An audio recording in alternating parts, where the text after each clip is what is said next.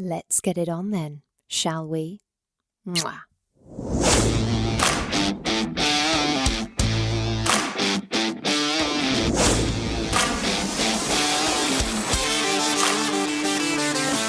Welcome to Sex on the Peach, your weekly hump day dose of everyone's favourite untalked about topic, sex.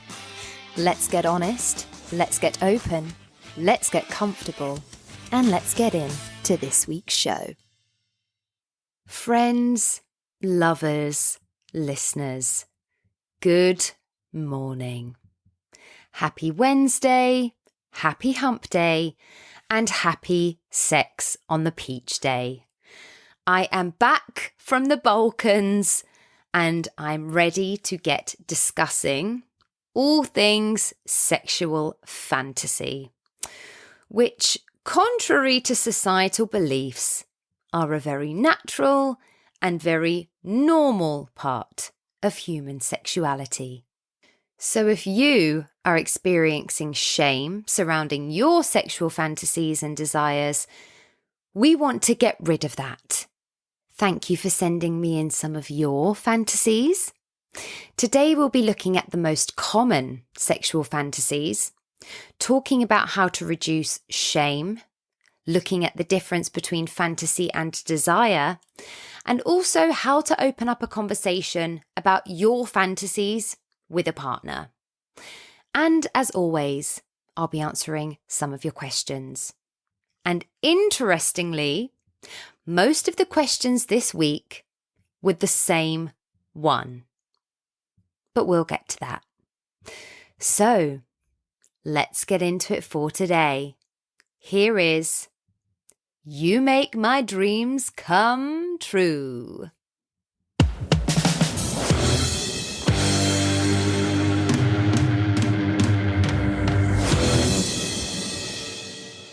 Okay, so as always, let's start by defining what sexual fantasies are. Sexual fantasies are scenarios, images, or thoughts that elicit sexual arousal and pleasure. They can involve people, places, situations, or even objects that may not be part of our real-life experiences. They can range from the mildly adventurous to the wildly imaginative, depending on what is mild or wild for you. And I cannot reiterate enough how essential it is that we have open conversations about sexual fantasies so that we can start to promote a healthy understanding of our desires rather than walking around feeling like there is something desperately wrong with us. It doesn't help that when I was researching for this episode, just a quick Google of sexual fantasies will throw you articles such as 10 of the most unspeakable sexual fantasies, the most taboo sexual fantasies you've ever come across. You get my drift. It's very sensationalist and exaggerated, which just doesn't help things. Especially as, when I read through them, they are literally very normal fantasies. But all this does is make people think that they are not. I'm a huge fan of Dr. Emily Morse. She's a doctor of human sexuality, and I have learned so much from her along my own journey. But one of my favourite things when talking about shame surrounding sex is she mentions that so many of us feel external pressure from society because, yes, we all grew up in a society that hasn't been sex positive in a healthy or educational way. So we constantly feel like being overtly sexual is shameful or problematic. But because of this, we end up viewing society as this mythical creature that acts as the sex police who will come and knock at our door and tell us that we are wrong or evil for having fantasies about certain things. So we hold that very internally, and then we feel too embarrassed to speak out about our fantasies or desires. But obviously, that doesn't exist That person doesn't exist. I mean, maybe if you have people in your life who are hella judgmental and a little closed-minded, you might feel like they are the embodiment of this. But honestly, nope. Fuck that. We have the power and control to acknowledge what we like, what turns us on, what makes us feel desire, what gives us pleasure. And when we are all able to be more open about that, we will all be having more playful, more fun, more enjoyable, more pleasurable sex because of it. Fantasies serve multiple purposes. Of course, their main purpose is to turn you on. They can enhance arousal during sexual activities, help individuals explore their desires, and even act as a coping mechanism for stress or emotional challenges. Our fantasies can be influenced by a variety of factors, including early experiences, cultural influences, media, or just our individual personal desires. I've spoken enough times about my whole thing with massages and my actual inability to see them as anything other than sexual because of a fantasy I used to have. I don't know where that came or stemmed from. It just sort of appeared in my mind one day, and that was that. Catch me always choosing facial treatments at spas because massages are off the table. Fantasies can evolve over time as we discover more about ourselves and our sexuality. And we require them in the same way that we require those moments to daydream about literally anything else. Whether that means daydreaming about escaping the hell away to a tropical island and never speaking to anyone again, or having those imaginary arguments with your boss, an annoying family member, a disrespectful friend, and always having the perfect comeback. It's literally the same.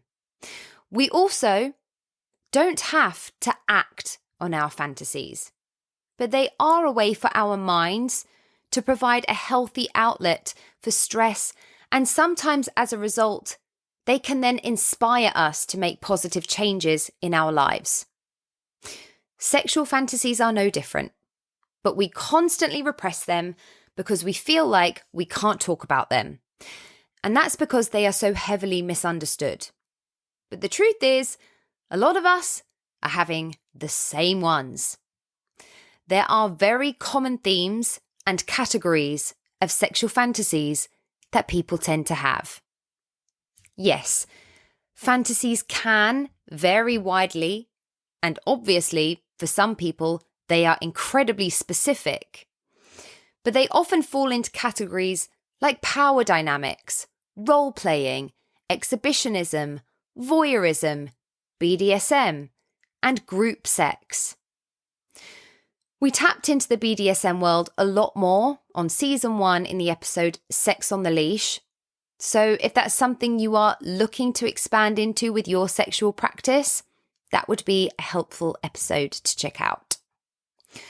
Also, fantasies don't necessarily reflect your real life preferences or behaviors. And sometimes people are happy to just allow those thoughts to exist in their mind with no actual intent or inclination to ever live them out in reality. And this is where the distinction between sexual fantasy and sexual desire comes in. Because yes, a fantasy is a part of sexual desire, but they can become a little crossed sometimes. Sexual fantasy refers to those mental images, scenarios, or imagined situations that we get that arouse sexual thoughts and feelings. They are a product of the imagination. They occur in our minds, and as already mentioned, may or may not reflect a person's actual desires or intentions. They are a very personal aspect of our inner thoughts and might not be acted upon in reality ever. I mean, a very simple example of this is that a lot of women and vulva owners who identify as heterosexual will use lesbian porn and lesbian fantasy whilst masturbating, but don't feel they have the desire to have sex with another woman or vulva owner in reality. That also doesn't mean they are secretly gay or bisexual or pansexual, and we can't go around labeling people off the back of their sexual fantasies. We are allowed to let things live and exist in our mind that makes sense to us without fear of being told we are something other than what we think we are. But people would absolutely be hesitant to say, I'm straight, but I watch gay porn. Because we all know that people would then say, oh, so you're gay then. And this is why people don't talk about these things. When realistically, most of the time, sexuality is far too nuanced and complex to be reduced to a label.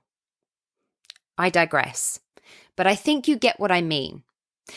Basically, your fantasies don't always mean you want to act on them.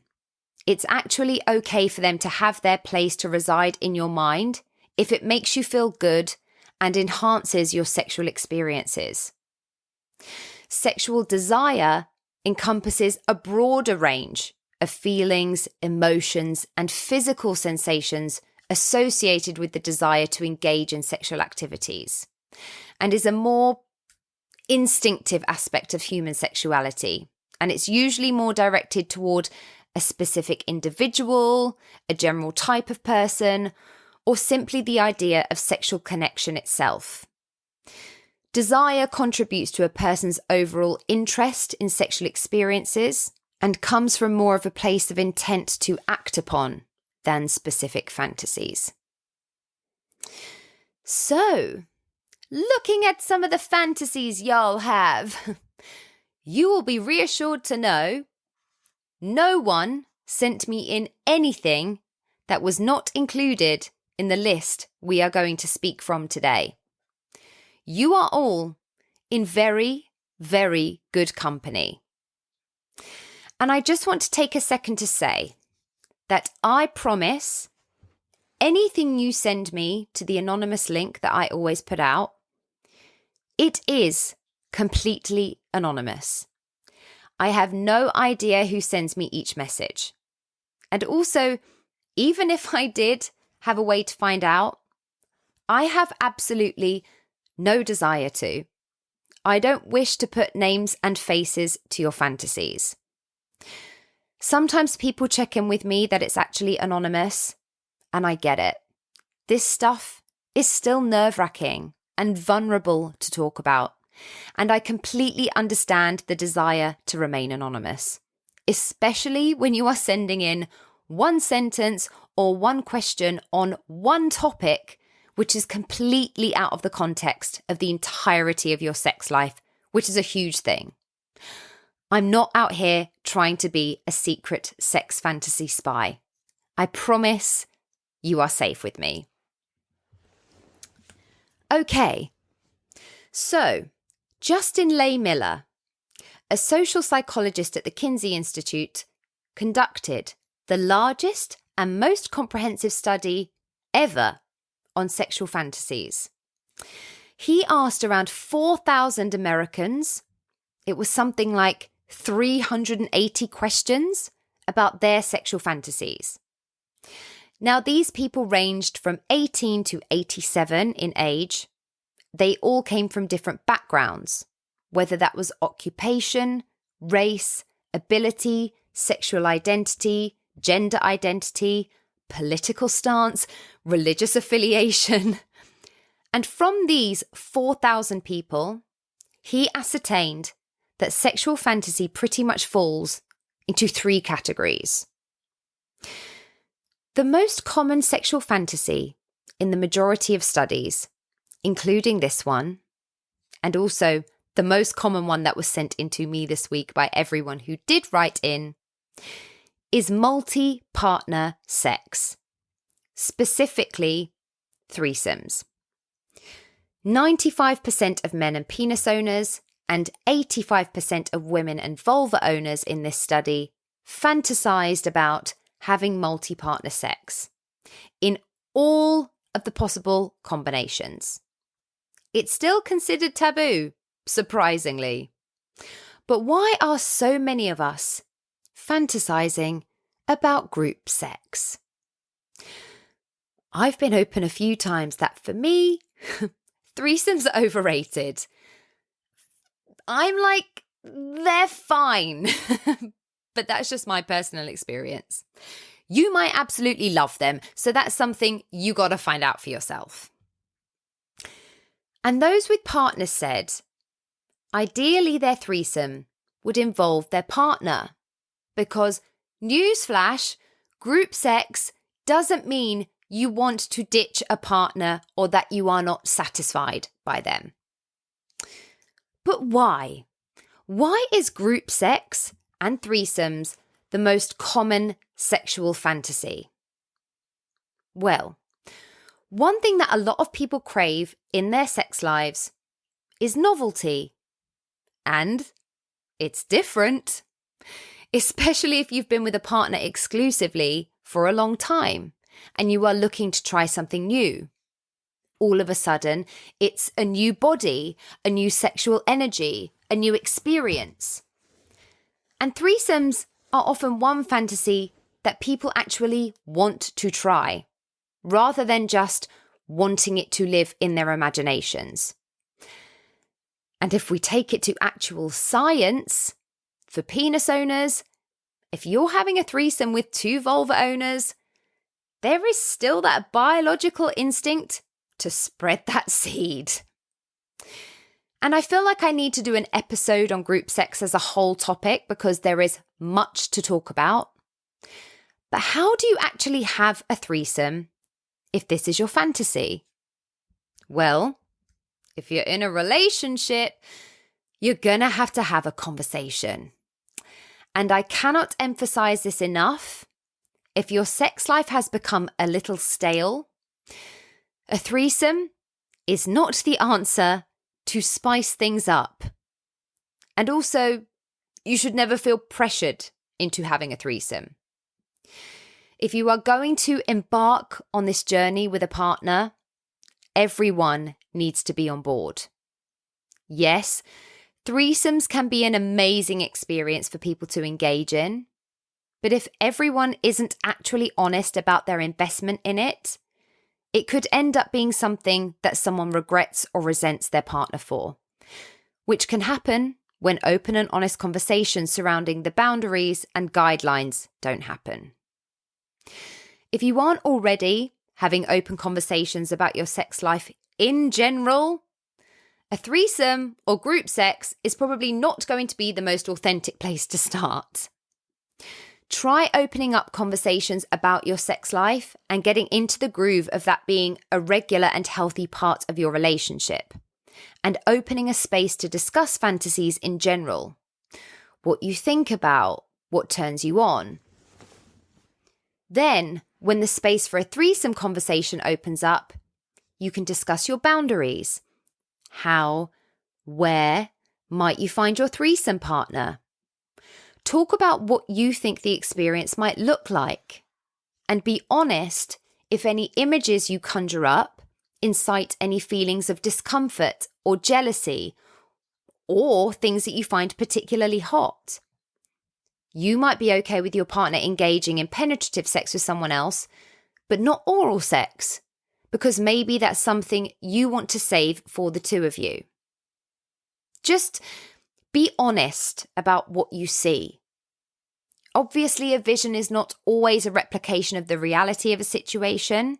And yes, once you get down to it, you might feel differently. But that would be a moment to check in along the way. Because as with everything, consent is key. So if you've decided that's it, you're going for it, you're both into it and doing it for the right reasons, make sure everyone feels good about it. The third partner as well.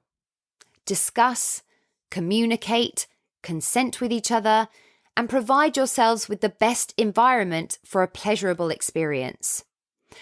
Group sex can be difficult to navigate when you are in a relationship, but you can equip yourself with the tools to have the most successful time of it.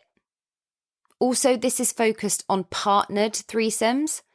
Obviously, if you are single and looking to fulfill a threesome fantasy, as long as everyone involved has given their consent, you can just go for gold, huns. And if that is something you are looking to experience, I would recommend the Field app as a good place to start if you're feeling unsure. It's a strong go-to space for people looking for that three-way experience. But yes, I feel like a group sex episode may be necessary. Next up in the results, we have BDSM fantasies. Again, we did a deep dive into this on Sex on the Leash in season 1. So if you want more information on this, that might be super helpful because we're just going to touch on them for today. But let's look at the main aspects of these fantasies. First up, we have submission. These fantasies might see you in a powerless position, either being tied down or being told what to do or asked to give up power. This might mean giving up physical control with restraints, handcuffs, leg spreaders, or creating situations where your partner sets rules that you have to follow. It's whatever you and a partner choose to put in place to experience the feeling of being under someone else's control. Or on the flip side, we have dominance, where your fantasies might feature you in a powerful position, where you are barking orders, you're teaching someone, you're tying someone else down. These are all signs of a dominant or dom type. To explore dominance, if you are partnered, you can try restraining your partner using the examples I just mentioned. Or to start off, you can dominate through language and build up tension before your sexual encounters, telling your partners exactly what you're going to do to them. Whatever you decide to engage in as a dom, it is absolutely key to be hyper observant of your sub and their reactions and body language whilst you exert control over the situation. You might be the boss of the sexual encounter, but the goal is still mutual pleasure. So this isn't a position to be abused or manipulated. And whilst we are on the subject of dominant power play, we've got to mention pegging. So pegging is the sexual experience where a penis owner is penetrated by a vulva owner using a dildo or a strap-on. Now, pegging is still considered very taboo to talk about because a lot of penis owners still feel too uncomfortable to express their desire to try it, mostly for fear of being labelled as homosexual. I mean, it's 2023, so it's sad we are still here, but all we can do is keep trying to move forward, I guess. But a lot of vulva owners are also interested in pegging.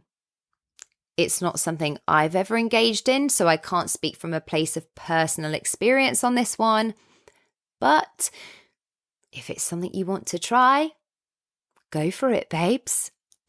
I'm happy for people that the conversation is starting to open up and that the desire for pegging is on the rise because the prostate can feel amazing and therefore it can feel really, really good and really, really hot for a penis owner to be penetrated anally, regardless of your sexual orientation. And it's a penetrative experience where a penis owner gets to sort of relinquish control. It's, of course, really vulnerable too. So if you are going to engage in pegging with a partner, it comes with all of the conversation and all of the consent that anything else does. And please refer to previous episodes where anything anal related is discussed so that you can be informed on how to navigate anal play safely and carefully. Especially the episode about lube. It's so imperative. A couple of other very common fantasies are voyeurism and exhibitionism. If your fantasies involve watching other people have sex, you might lean more towards the voyeur side of things. If you're partnered, This might include watching your partner masturbate. That might be being present in the room with them or watching them secretly, but as always, with their consent. A more simple version of this may be watching your partner undress or shower, or a much more advanced version of this might mean involving another person in the bedroom and watching your partner engage in sexual experiences with them. Voyeurism is one of the most common fantasies out there, and on the flip side, just as common, we have exhibitionism. If your fantasies involve being watched and the thrill of getting caught, you probably sway more towards this. This could involve having sex outside, that might be somewhere relatively private, or somewhere more bold and public, or in a car. We all know I'm a fan of a blowjob in a car. Don't ask me why, I don't have the answer. However, please try not to get arrested, my friends. But yes, voyeurism and exhibitionism. Very common fantasies, so if that sounds like a bit of you, you're not alone. Okay, we're going to talk about one of the most common sexual fantasies that is absolutely still one of the most uncomfortable for people to talk about. And that is the consensual non-consent fantasy. And I know there's a lot of confusion and misunderstanding about how something can be consensual and non-consensual. But to be completely transparent here, yes, we are talking about forced sex. It is the fantasy that you are being forced to have sex. Even though this should only occur in a consensual, trusting environment, I feel like the concept of it deserves a small trigger warning of mentions of sexual violence, because I know a lot of people still feel very opposed to consensual non-consent in any capacity, as they feel it makes light of sexually violent trauma. And I can understand that people may feel that way. So if that is you, you may wish to skip forward a bit and bypass this section. Or you can stick around if you feel like it's something you might want to try and understand a little bit more. Because even if it is 100% absolutely not for you, it's not up to one person to shame another for a sexual fantasy, as it's up to every individual what works for them or feels good. But there is a lot of shame and a lot of guilt surrounding this fantasy in particular, and a lot of disbelief that someone could fantasize about something like this from other people. But if this is something you are into, you are not wrong, you are not evil, or anything else you might even consider. But it is absolutely a complicated fantasy. It is a form of BDSM. It's a form of power play. And I cannot reiterate enough, it is not rape. And the fact people sometimes refer to it as a rape fantasy is incredibly problematic, because the consensual bit that comes before the non-consensual bit is what's really important here. I know this will feel weird to hear, but approximately 62% of women and vulva owners report having this fantasy. It might be for a reason as simple as feeling an element of danger in the same way that other power plays take place. It might be the feeling of relinquishing control, of being ravaged, of being the recipient of someone else's sexual energy in a less constrained way. Another reason that vulva owners may have this fantasy is that they've been made to feel guilty and shamed for being sexual beings for literally ever in a society that does not support wildly sexual natures in vulva owners, unless it's within the confines it creates as acceptable or unacceptable. And consensual non-consent makes some vulva owners feel like that guilt and shame is absolved because the control of the situation is out of their hands. That might not make sense to a lot of people, and it doesn't have to, but everyone's feelings deserve the space to be spoken about. And this is going to feel super uncomfortable for a lot of listeners. But there are actually quite a lot of people who have been victims of sexual assault and worked through their traumas relating to those experiences, who now use consensual non-consent in their sexual practice as a way to take control of the narrative and channel a past trauma into an erotic space as a huge fuck you to their past experiences. Now, that's complicated. That in itself comes with yet more guilt, more shame. Using a past trauma as a catalyst for a turn-on is a difficult thing to navigate for sure, but it deserves to be dealt with from a place of zero judgment, because if this is something that works for you, that's all that matters. And there are so many people in this boat, so always remember, you are not alone. So if this is something you want to experiment with, how do we navigate consensual non-consent? For a start, this is something that can only happen with a person you absolutely trust. Your communication is going to be everything. It's imperative that you have a safe word, as you will need with most dom-sub play, to make sure that nothing goes too far. Discuss how your event might look. Is it just being grabbed off the cuff while you're at home and having sex there and then? In that moment? Is it a more heightened scenario, like one partner is going to break in as such? Are you being woken up from a sleep? Are you going to continue to resist the sex itself when it's actually happening? All of these things will need space for discussion before you engage in this fantasy. And do not ever feel pressured into this kink, because it's a specific one and you need to feel absolutely 100% comfortable with it, because the goal is absolutely mutual play and mutual pleasure. Consensual non-consent definitely isn't considered societally acceptable yet, and that's difficult. But it's a safe space here, and I've got you. Okay, let's talk about communicating fantasies with a partner. Because yes, we've touched on the fantasies the majority of us are experiencing or feeling, but they go beyond this. And sometimes our fantasies can get pretty detailed. And so sharing them out loud with our partner or partners can feel extremely vulnerable.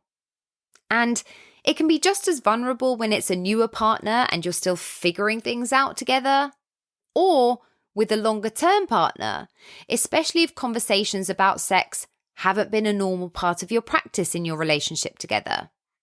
It's going to feel a lot to just be like, hey babe, how about a masked orgy?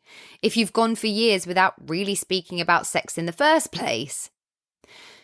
But if you feel like you're ready to get vulnerable and maybe a little uncomfortable, then here we fucking go. Congratulations. It's gonna feel sticky for a hot minute, but it's gonna be great. I hope. If you have open-minded or at least understanding partners who are willing to listen. But opening up the conversation is the first step to a new level of intimacy, and that is very sexy and very cool. Sharing fantasies can deepen intimacy and help explore new avenues of pleasure together. But it's going to feel scary and it's going to feel intimidating. Feeling apprehensive is incredibly normal. But I'm hoping this is going to help by diving into how to talk about fantasies with your partner in a way that excites you rather than scares you. Remember, your fantasies and desires are normal, and not just normal, common In fact, they're basic. Literally everyone is doing it. No, I'm fucking joking, obviously. Essentially, I'm just trying to say you're in good company.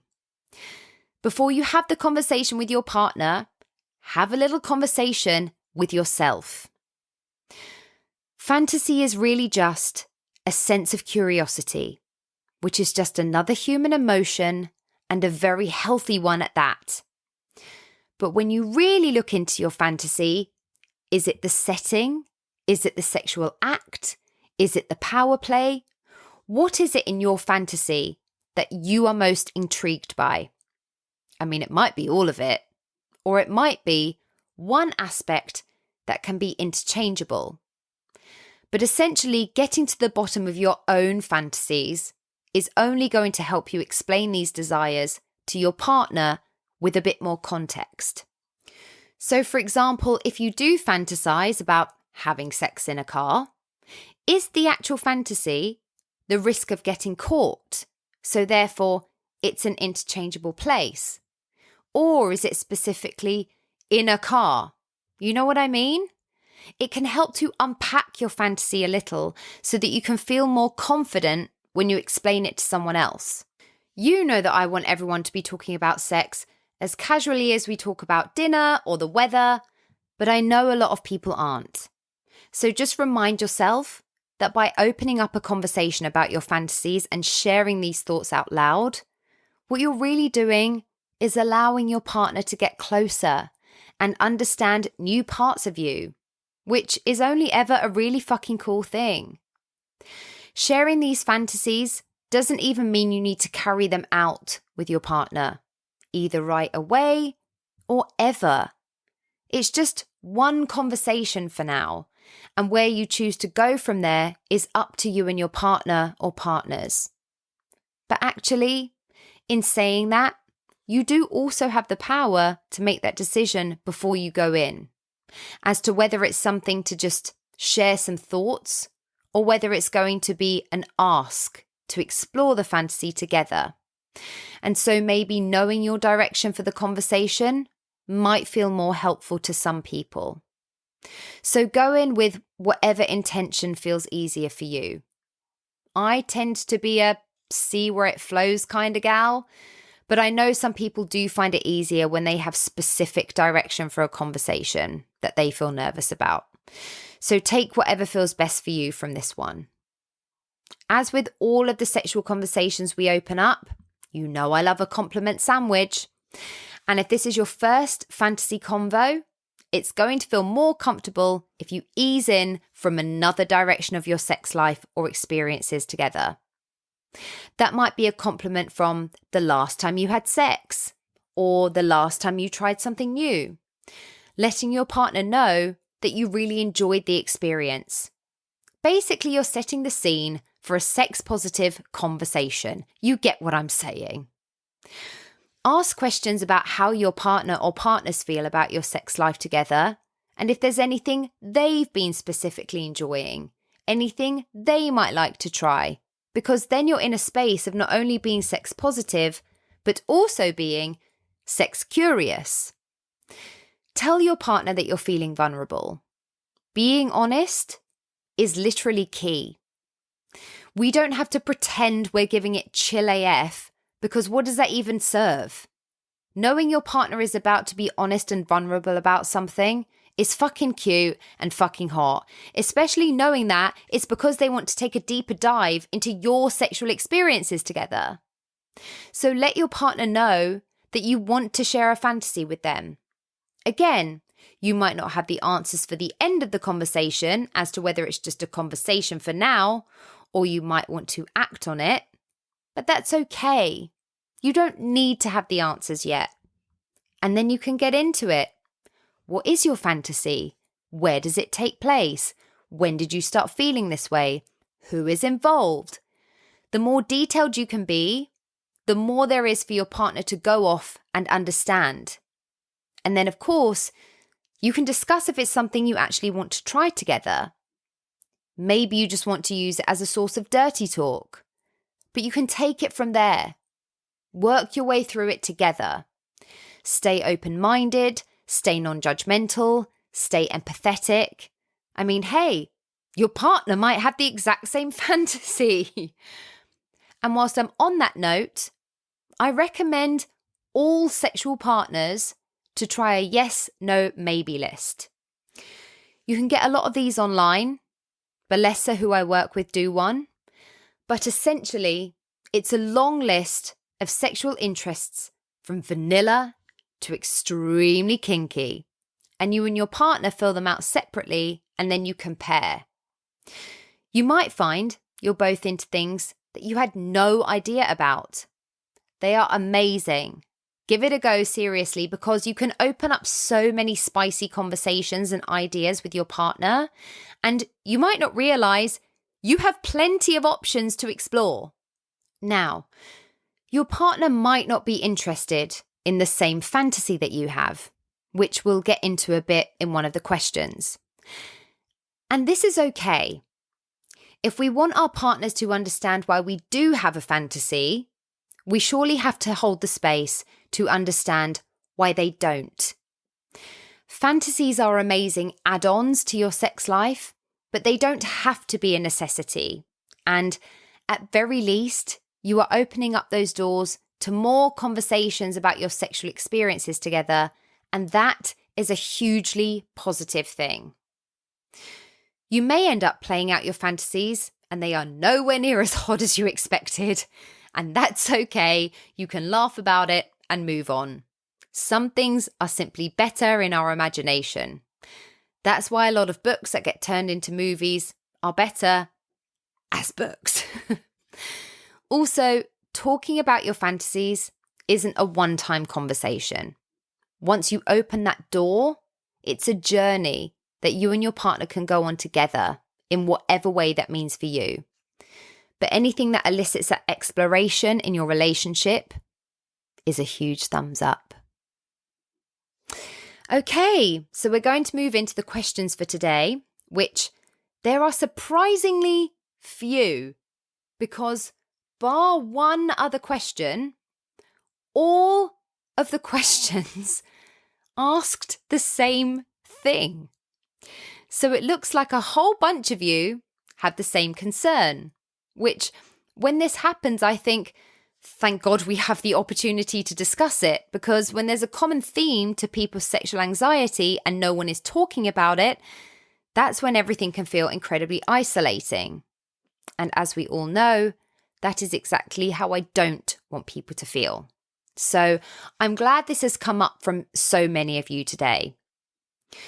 I'll use 2 examples that were sent in, and hopefully that also encompasses yours if you were also someone who sent in a similar question. But I had so many that essentially asked this.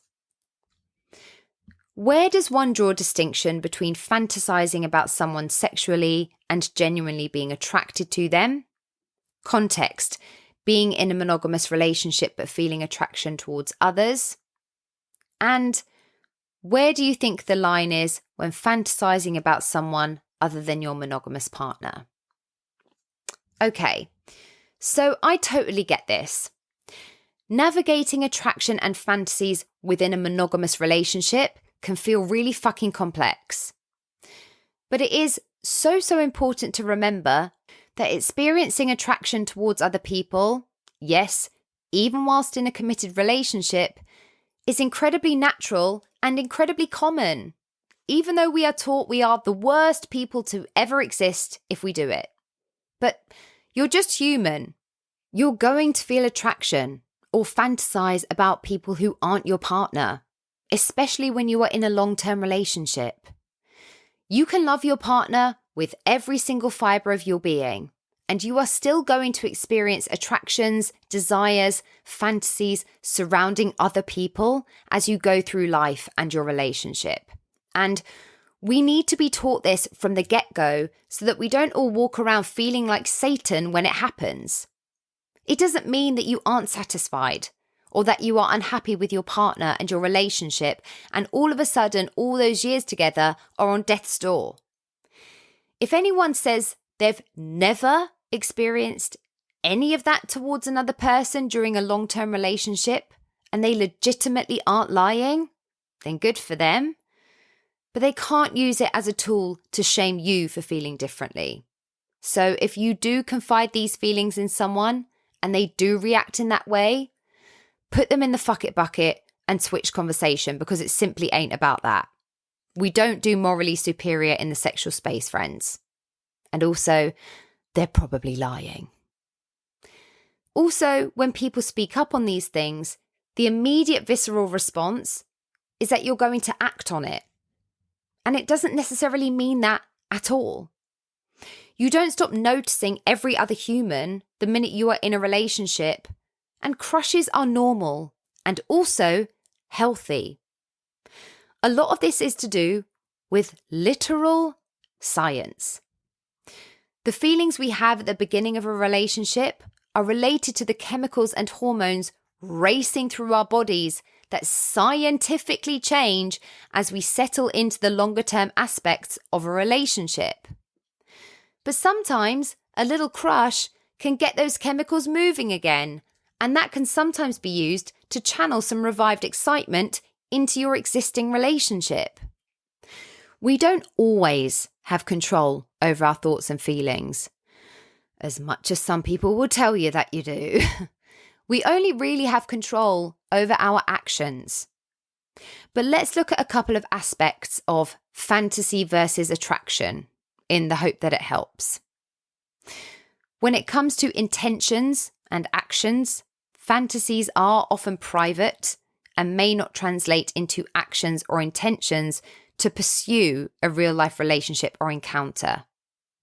Genuine attraction might lead to thoughts of spending time with the person or exploring a deeper connection with them. So it's going to be key to stay aware of your intentions and ensure that they align with your commitment to your monogamous relationship, because fantasies are just an aspect of your thoughts and don't violate the boundaries of monogamy. They're literally just living within the realm of imagination. It's also possible to experience attraction towards others while still maintaining fidelity to your committed partner. What matters most is how you handle and manage these feelings.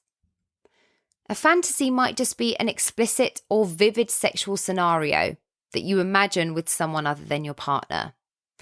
These scenarios may be fleeting and primarily driven by physical desire, whereas genuine attraction might encompass more than that: emotional, physical, and intellectual connections. You might find yourself drawn to someone's personality, interests, or qualities beyond just sexual thoughts. I can understand that sharing fantasies about others with your partner probably feels like it would be a very sensitive topic. But actually, communicating about them or about feeling attracted to someone else can foster trust and understanding within your relationship in the long run, because acknowledging attraction doesn't necessarily threaten the commitment you share, as long as you are continuing to respect your partner's feelings and your relationship boundaries. And also, they have probably experienced the very same thing at some point, because the vast majority of people have. And you can, again, use your attraction towards others as an opportunity for self-reflection and growth within your committed partnership. It's important to acknowledge your feelings of fantasy and attraction, but you can do this while prioritizing your commitment to your partner. Honest communication, self-awareness, and maintaining boundaries are key elements in navigating attractions and fantasies in a healthy and respectful manner. Remember, your thoughts and feelings are valid, but how you choose to act on them within the context of your relationship is what matters most.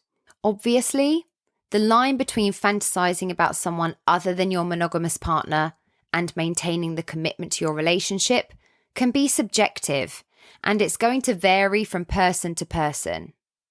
Essentially, both fantasies and attraction are a normal part of the human mind and experience, but it's important to ensure that they don't breach the boundaries of the commitment you've made to your partner. And even though it feels scary, the more transparent and open communication you can have with your partners, the better. When we shove things down and hold them in, that's often when things can become a problem. Also, if you find yourself consistently fantasizing about someone else, or if your fantasies begin to affect your emotional connection, intimacy, or desire for your partner, it might be an indicator of underlying issues within your relationship that need to be addressed. So it's going to be worth reevaluating and discussing all of this with your partner. Of course, that isn't going to be the most pleasant thing for your partner to hear. But life is really fucking complex. And I think the more that we can talk about these things in our relationships, the more trust we have in our partners.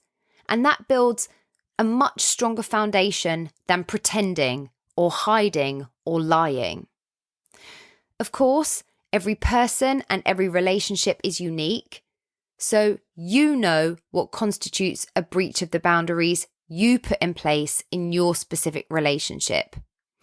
And that line can be really fucking nuanced. And it's essential to navigate these feelings with sensitivity, honesty, and respect for your partner and your relationship.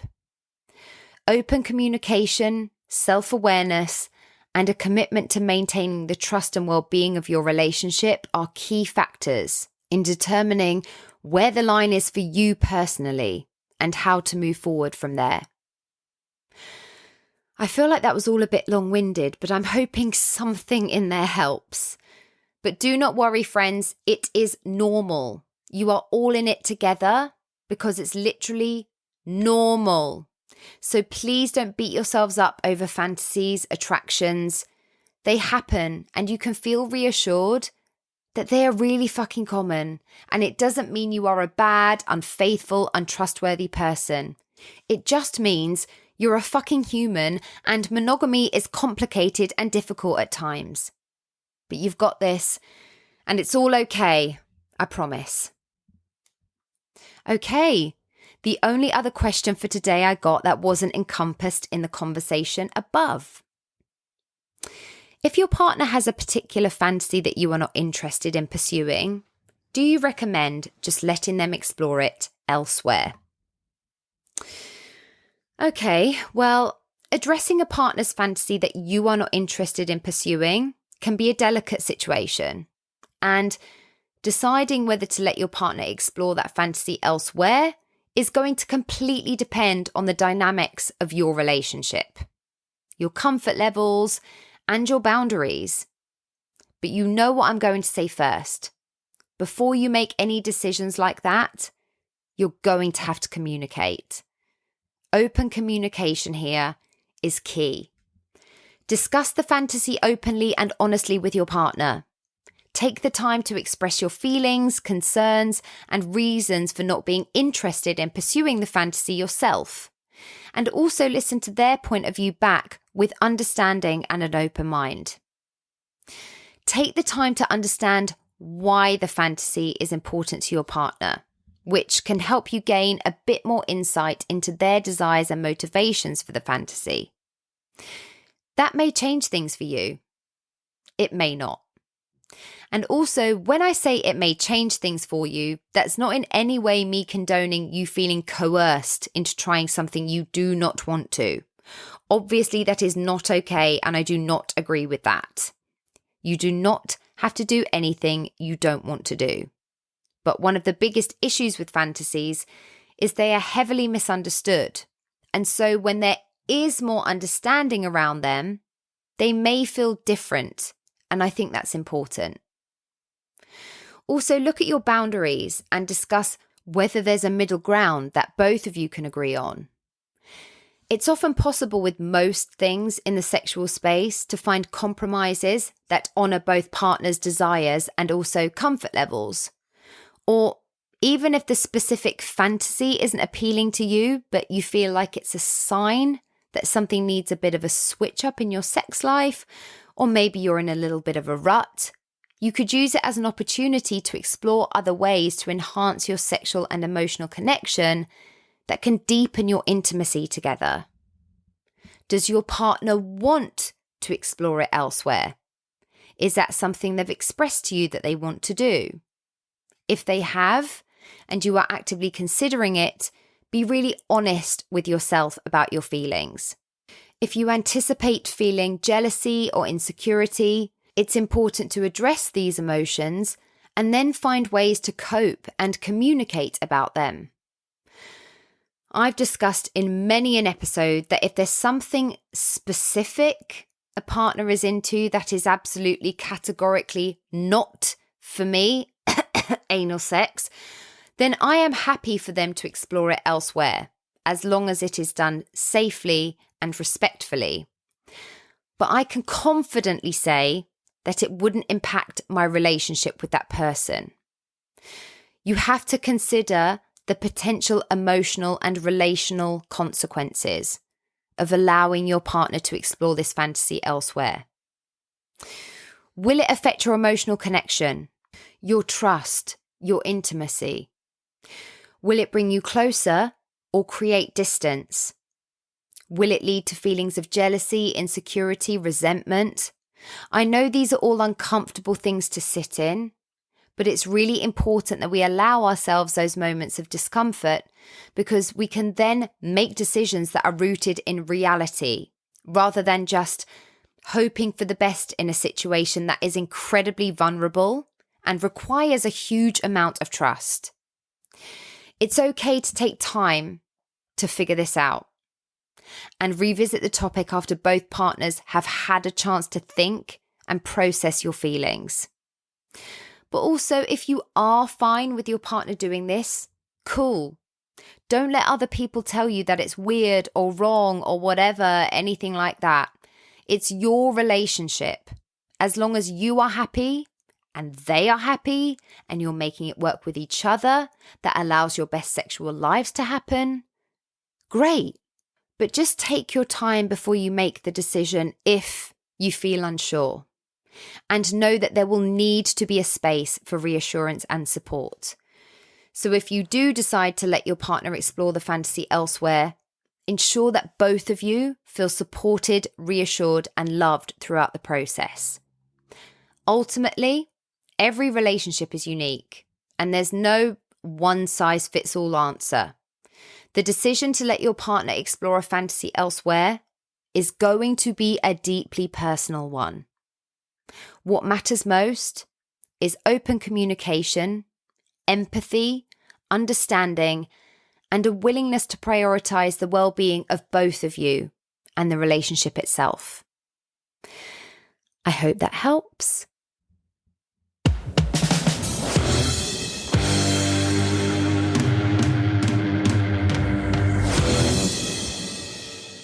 Okay, well, there we go. I hope that this episode has helped you all to know that fantasies are normal and great and common and not weird. And embracing our fantasies can lead to a richer, more fulfilling sex life. The more we can let go of the mysterious societal sex police figure and allow ourselves to understand ourselves sexually, the better everything is going to be. I hope that if you do have sexual fantasies, that you have felt seen and reassured in this episode. And if you have something that you do want to try with your partner, I hope this brings you the confidence to maybe open up that conversation. And I hope it goes without saying, but I will say it anyway. Fantasies themselves are harmless, but it's crucial to distinguish between fantasy and reality. Consent and boundaries remain essential. Always, always, always. I will see you very, very soon. Until next time, keep exploring, stay curious, and embrace those fantasies and desires. And maybe make some of those dreams come true. But for now, thanks for coming. Thank you for tuning in to Sex on the Peach today, and I hope that you enjoyed this week's episode. You can find and follow me on Instagram, YouTube and TikTok at Sex on the Peach Cast, and you can also get in touch with me at sexonthepeachcast@gmail.com. Please do continue to like, share, subscribe, rate and review wherever you listen to your podcasts, and I'll see you next week. Love, peace.